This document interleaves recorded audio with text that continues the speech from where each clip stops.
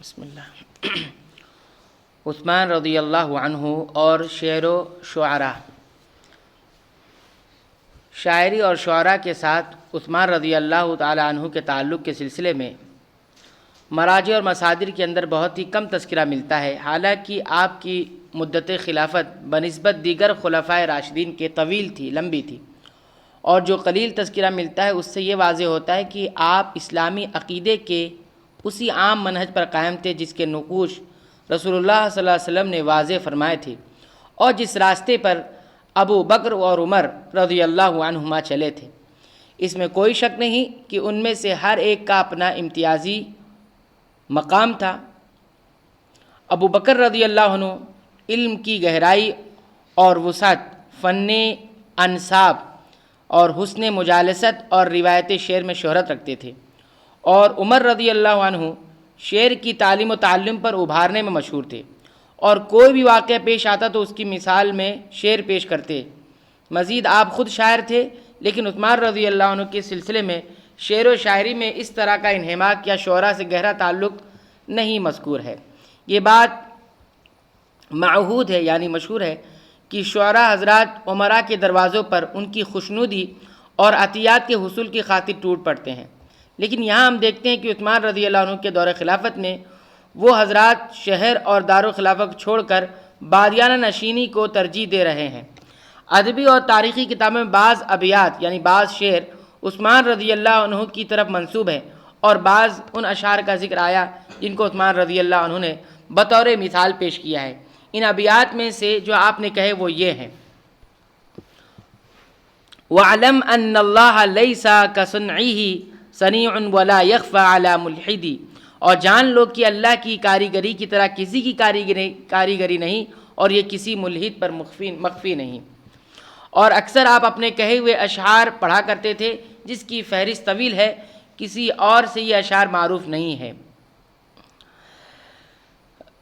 ان سے لذتیں ختم ہو جائیں گی جنہیں اسے حرام سے حاصل کیا ہے، اور صرف گناہ و عار باقی رہ جائے گا۔ وہ اس کے برے انجام کا مزہ چکھے گا، اس لذت میں کوئی خیر نہیں جس کے بعد آگ ہو۔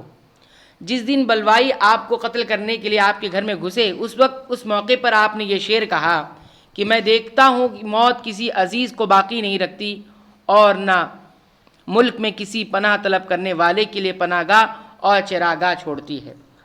اور جب آپ کے گھر میں آپ کا محاصرہ کر لیا گیا تو آپ نے اس موقع پر یہ شعر کہا کہ قلعے والے سو رہے ہوتے ہیں اور قلعہ بند ہوتا ہے، اور موت پہاڑ کی بلند و بالا چوٹیوں پر آ پہنچتی ہے۔ نیز آپ نے یہ شعر بھی آپ سے مروی ہے کہ نفس کی بے نیازی نفس کو بے نیاز کر دیتی ہے، یہاں تک کہ اس کو بچا لیتی ہے، اگرچہ حالات سخت ہو جائیں، یہاں تک کہ فقر و محتاجگی اسے نقصان پہنچائے۔ جو مشکلات بھی پیش آئیں صبر کرو کہ اس کے بعد آسانی ہے۔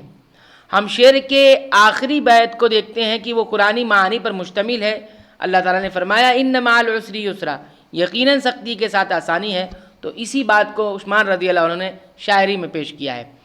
ایسے مسلم خلیفہ کے لیے کوئی انوکھی اور نئی چیز نہیں جس کی نشو و نما اور تربیت محمد رسول اللہ صلی اللہ علیہ وسلم کی زیر سائے ہوئی ہو، جو آپ شریعت اسلامیہ سے متعارض حج پر مشتمل اشعار پر سزا دیتے اور اچھے اشعار پر تعریف کرتے اور اس کو سننا پسند فرماتے۔ یہ سب اسلامی مفاہیم کے ضمن میں داخل ہے۔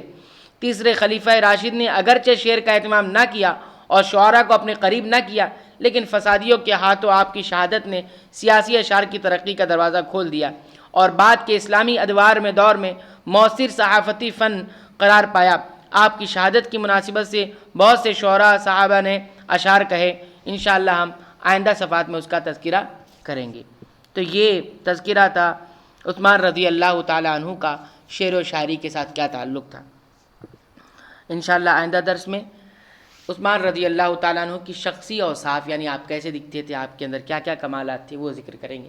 اللہ تعالیٰ سے دعا ہے رب العالمین تو ہمیں عثمان غنی رضی اللہ تعالیٰ عنہ کی سیرت سے کما حقہ فائدہ اٹھانے کی توفیق عنایت فرما، آمین۔